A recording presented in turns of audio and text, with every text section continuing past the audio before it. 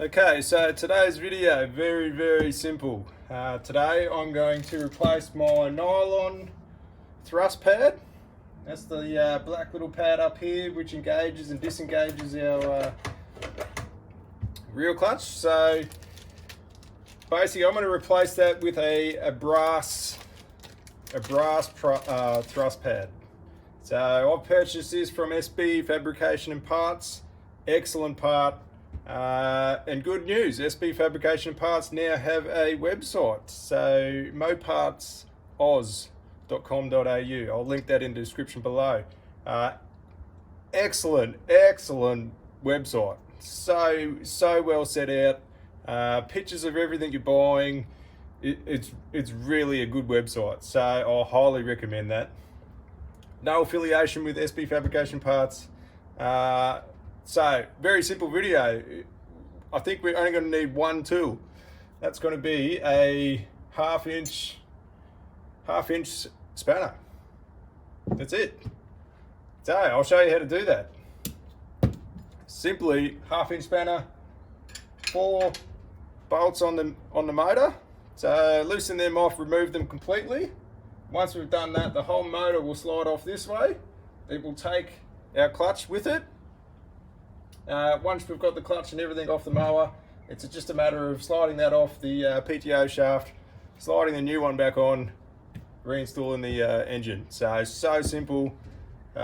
These brass ones will last a lot longer than nylon ones. So what happens is the nylon ones, sometimes if the lever here is not adjusted properly, it applies too much pressure onto the clutch cone up here and it actually just melts the nylon one. So if you can, use a brass one. So a brass one does need a thrust pad washer. So it's a sort of like it's almost like a barrier between the brass and the steel here. So it's just not brass on steel. If you don't have that, it's just you're going to have a hell of a squeaky clutch, I tell you.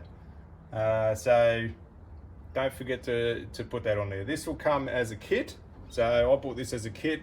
It has the thrust pad, brass thrust pad, and the washer comes in a kit. I think it was $22 or $20 and $2 postage maybe. I can't fully remember. I'll link the website down below. It'll go straight there and you'll be able to purchase one yourself. So let's get into it.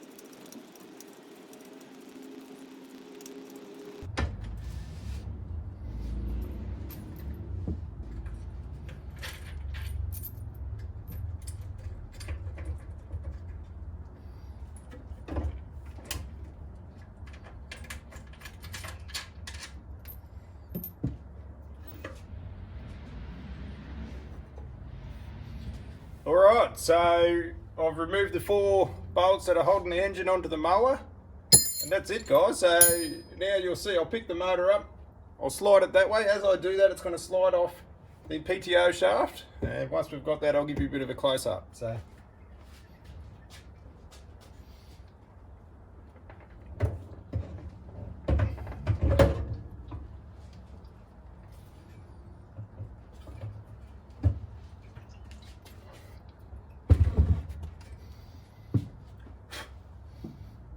righto, so there you are, yeah. We've got now access to our PTO shaft. You will see, okay, I lied, we're going to need two tools. We're going to need a pair of pliers and a 1/2-inch shifter or spanner. So the pliers are basically that came out very easy, but it's simply to remove the wood drift key from the PTO shaft. Once we've got the wood drift key out of the PTO shaft, there's our nylon thrust pad. It slides right off the PTO shaft. Slide it off. grab our brass one. Now, here's one thing to know. When you've got your brass one, there is a hole on the top and no hole on the bottom. So we want the hole to be facing upwards. So basically that's just an oiling hole. So before you mow, you should drop a couple of bits of oil in that hole just to keep everything lubricated and working as it should. So once we've got that, we'll slide that on our PTO shaft. Don't forget our thrust washer. Slide that one on there too.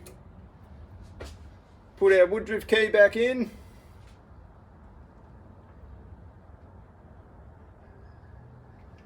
Like so. And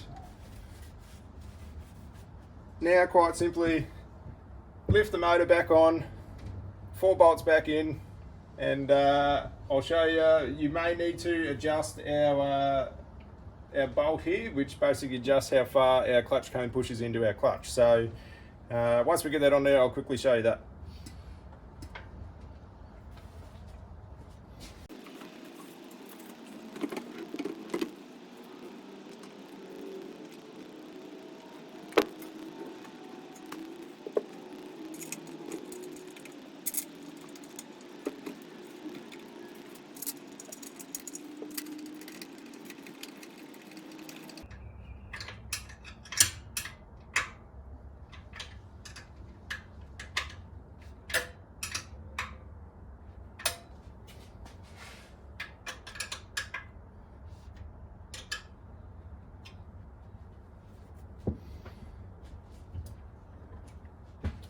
Okay, motor's bolted back down, all the nuts, all the bolts are done up tight now.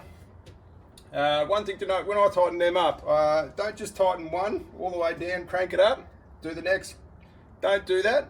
I did them all finger tight, and then I started tightening one at a time. So I did it a little bit tight here, a little bit more tight there, round. Basically it just bolts the engine down to more of an even sort of pressure, I suppose you could say.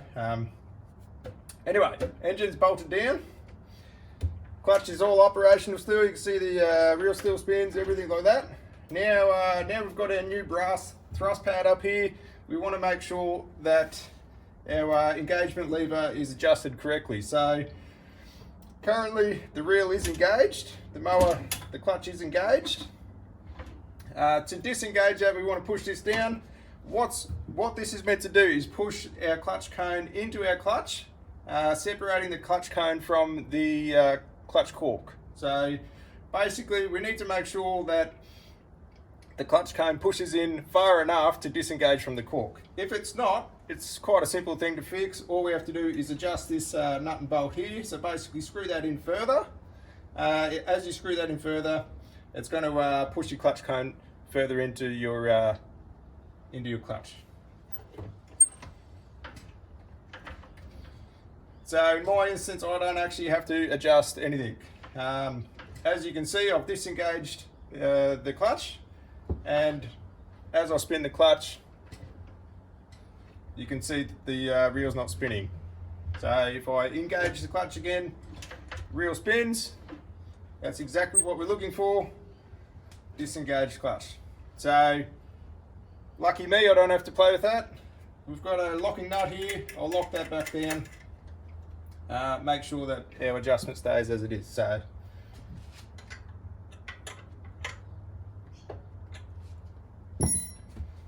there we have it, guys. Very simple thrust pad replacement. Anyone can do it. There's no need to take your mower to a mower shop to get them to do it. If you're not confident in doing it, they'll easily and happily do it for you. So I think that's a simple task, and most people should be able to achieve that themselves. So give me a thumbs up, subscribe if you liked the video. I'll be doing another video on another part from SB Fabrications, and that is a upgraded idle pulley or gear. So that goes in the chain cover here. I think that's an incredibly well thought out piece of gear, and I highly recommend these to everyone. It's just an upgraded version of what Scott Bonnars were actually released with back in the day. It's a chain tensioner basically, so that will actually apply tension to the chain. So that'll be the next video. I'll see you then.